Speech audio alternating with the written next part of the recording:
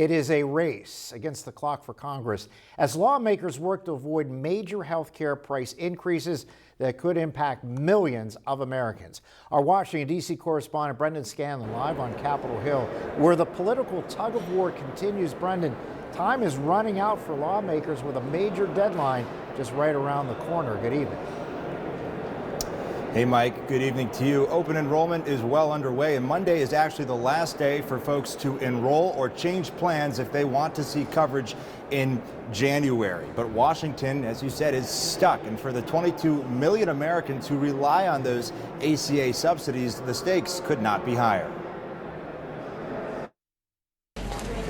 Enhanced Affordable Care Act tax credits put in place by President Joe Biden during the pandemic are set to expire at the end of the year unless Congress acts. If they vanish, the average monthly premium for recipients, including self-employed business owners, freelancers, and early retirees, is expected to more than double in 2026. That's according to KFF. And with a December 15th deadline to pick plans that kick in January 1st, families are left choosing coverage without knowing what it will cost. With just days left on the clock, the clearest, cleanest, easiest, and best path left is the bill what Democrats are proposing. A clean extension of current tax credits. That's it. No poison pills, no gimmicks, just relief. Democrats want to simply renew the subsidies, but Republicans are not on board. There's no way, in my opinion, we should move forward on those existing subsidies as they are without reforming them. This week, Senate Republicans rolled out a competing proposal centered on health savings accounts, or HSAs, and lower cost insurance options. And it'll get us away from the practice of giving the money all to the insurance companies and put it back in the hands of the patients. Their bill would deposit between $1,000 and $1,500 into HSAs paired with bronze or catastrophic plans on the Obamacare exchanges in 2026 and 2027. Eligible individuals earning less than 700% of the federal poverty level would receive $1,000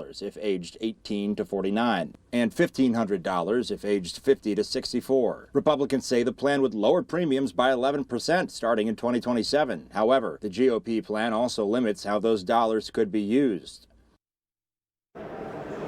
And Mike, those limitations basically prohibit those dollars from going toward abortion or gender transition care. Their legislation, the Republicans' legislation, also would provide tighter Medicaid rules for undocumented immigrants. Now, both those competing plans from Republicans and Democrats are expected to see a vote in the Senate tomorrow. However, neither of them are unlikely to pass given that 60-vote threshold that is needed for legislation to pass the Senate. Reporting live on Capitol Hill for Erie News Now, I'm Brendan Scanlon.